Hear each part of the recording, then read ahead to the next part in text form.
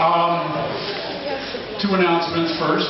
Yearbook announcements. I need to take pictures of SAC, student activities, and student government right after the center. Over there. All right. Okay. The other announcement is that over spring break, I had the distinct pleasure of taking a group of students, 9 seniors and 3 juniors, to the Pine Ridge Indian Reservation in South Dakota. And it was a pretty amazing experience. And so people who are on that trip are going to do a presentation of what happened there. Thanks.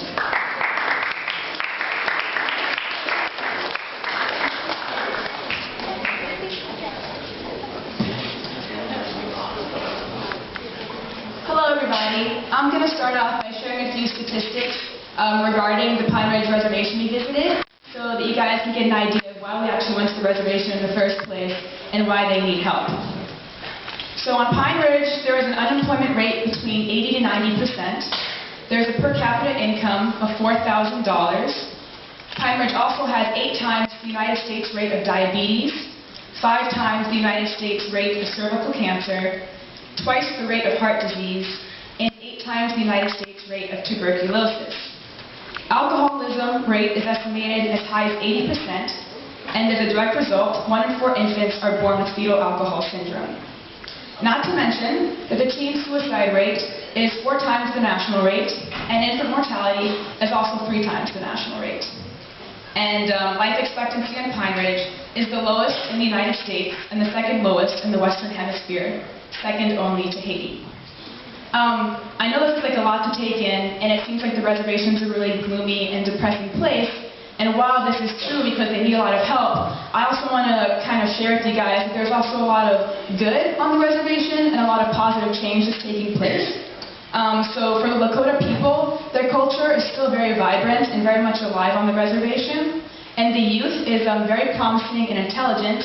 And I believe at some point in the last few years, there was one year where 13 students from the Red Cloud Indian School were each awarded with the Bill Gates Millennium Scholarship, which is very impressive. And there are also organizations like Remember, which is the organization we worked with, who seeks to improve the lives of the Lakota Oyate, which is the Lakota people.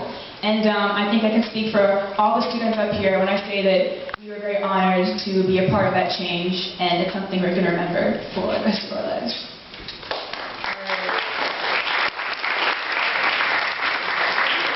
So now everyone was on the trip. We're gonna go through the line, and we're all gonna share our experience with you guys for just 1 minute, just to let you guys know what we got during the trip and how we felt and why we went and how it changed us. So I'll start with Lindsay. So one of the moments that really impacted me on this trip was when we were skirting a trailer, which means like placing insulation in a covering on the underside of the trailer so that like the wind won't blow under it and cause energy crossroads. It's complicated. And there were children that lived next door to the trailer that we were skirting, and they came out sort of to play with us halfway through.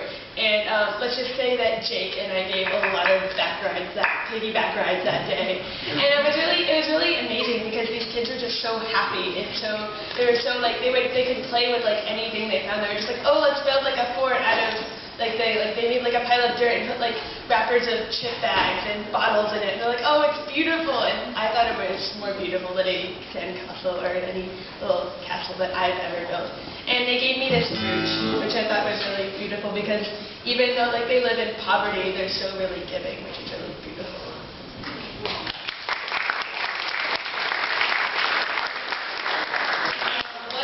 From the trip was that before this trip I had never really known much about the Indians' current state, and just being there surrounded, immersed in the culture, and hearing all the personal stories of loss and breaking trust was just really moving and really put things in perspective for me. And it's really hard to explain when you're not there, but it was just really, really moving.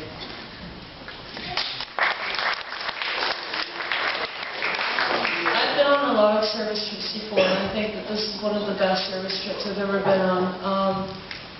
I don't know about you guys, but this looks like a pretty awesome group, and they were awesome on the trip, and we built so much, and we helped so much, so it was a great experience. The cool thing about this trip was that there's a lot more to it than just doing service. There was a lot of cultural education and lots of time for reflection on what you're being exposed to and working with.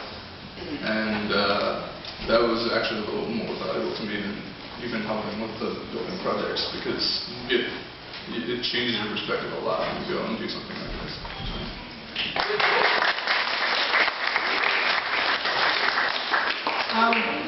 One of the things that I thought was really cool of the cultural part is this guy, Uncle Will, came, and he was really awesome.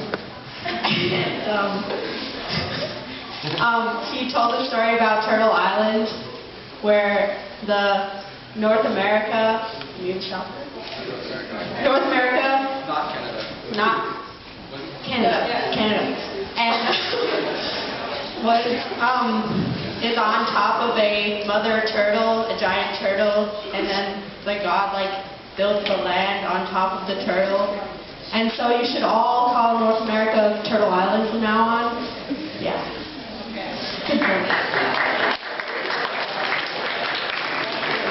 Normally when you hear about doing manual labor, it doesn't really sound like that much fun, but I think we had a really good, it wasn't just the Edmund Burke school there, it was a couple other schools in small groups, and just building porches, and one day we moved over 2,000 pieces of really big lumber, and we had a assembly line, and everyone was just laughing and smiling, and you really enjoyed yourself when you were doing this kind of stuff you would normally do, building porches or ramps, and just seeing how quickly a group of people could get something up, and how it helped the native people there. It was just really amazing, and I would urge anyone to go if they have the opportunity.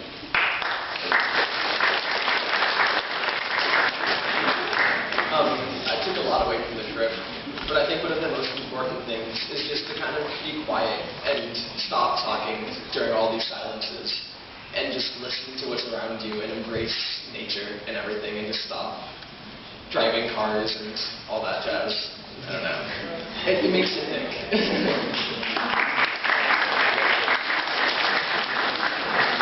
I like the trip because of the cultural aspect. We had a pretty strict schedule. Every morning we woke up and had a history lesson. And at the end of the day, the night, we had a night with the elders, and we would talk to the elders, and they would come in and tell us a first-hand account of how they felt, what was about what was going on with the reservation. Sorry. And I think that's the best experience you can have, because when you look through your history books, stuff in there is not what it really happened, and going on the trip you can actually see and feel emotions of the people that were oppressed.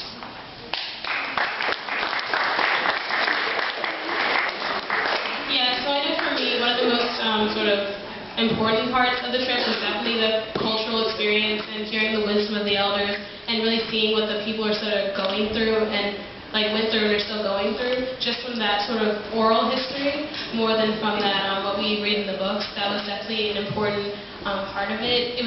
This trip was a real eye-opening experience. You hear the statistics, but you don't truly, and I don't think I still do, truly fully understand what that people have gone through and what they're still going through. And it was just, the community service aspect of it was a really important part. And even though we did help by building bunk beds, by skirting trailers, by building ramps, you just leave with you're left with the overwhelming sense that there's still so much to do and still so much to they need help. And it's just, that's what I took away from it, that even though we helped out for a week, there's still so much more to do to help.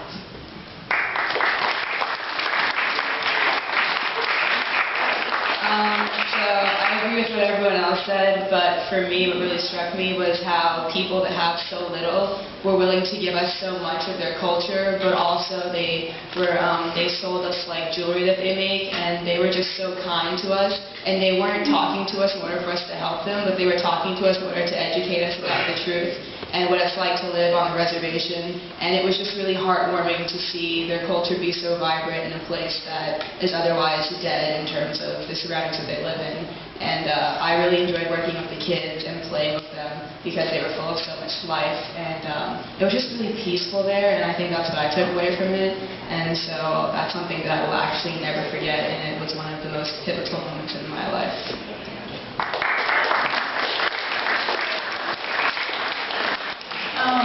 For me, like everyone said, I think it gives you perspective in life, and it kind of motivates you to kind of live with purpose and to fight for those that are too weak to fight for themselves sometimes. And I think that what was most impressive to me is that the Lakota people were so accepting to us outsiders, and they really have no reason to be, considering that the U.S. government has never kept a promise that they made to them, except for the promise they would take their land, which they did do. And so I think the fact that they embraced us with such open arms was extremely delightful and impressive. And there was even a phrase that they shared with us, which is Mita Kuyo Yasin, and that means we are all related. And I saw that everywhere I went, kind of throughout the reservation, and it's just this sense of oneness throughout all of humanity, which is really beautiful.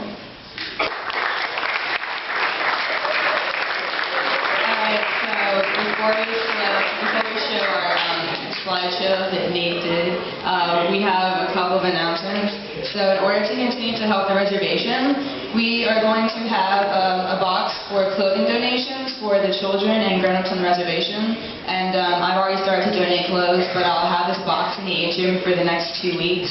And if you want to donate clothes, please make sure that they're clean and they don't have any holes or rips in them, and that they're not dirty. So please wash them, and if they have stains, don't give them. So like if you haven't worn your clothes for the last 2 years, that would probably be a good reason to give them away. It's for a really good cause. And so don't give away clothes you don't want just because they're like ruined, because they're going to human beings as well, so keep that in mind. And when you put them in the box, please don't just throw them in, but please make sure you place them in nicely and fold them. Oh, and please don't put any clothing in that has Native American emblems or prints, because that can be seen as rude by the people. And also, I'm also going to be doing a school supply drive because a lot of the kids need school supplies. And so if you want to give any like journals that you have that are empty to me, you can do that, but give it to me directly. And I'm also going to be sending diapers for the babies because there's a lack of such. So if you feel the need to buy diapers, give them to me as well. That'd be really nice. But the clothing part is really essential.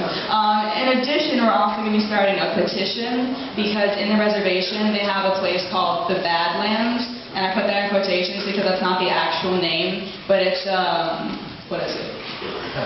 A wildlife white land.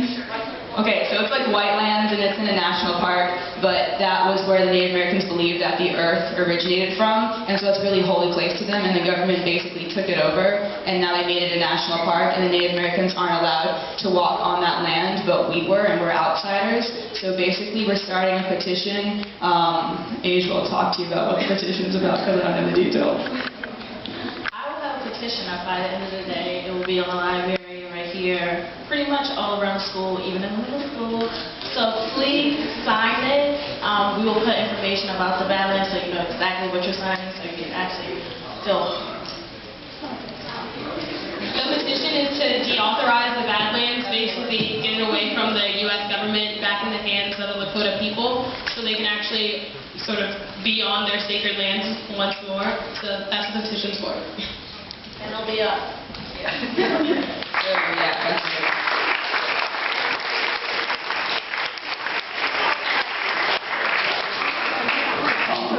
One last announcement is that, to deal with this, is that I'd like to do this trip again next year. So if you are interested in doing this, let us know as soon as you can. Talk to Spencer or Annie or Lizzie about expressing interest in it. And thanks for listening and watching. Great. Thank you for the kids who went on this trip. They were awesome. Thank you.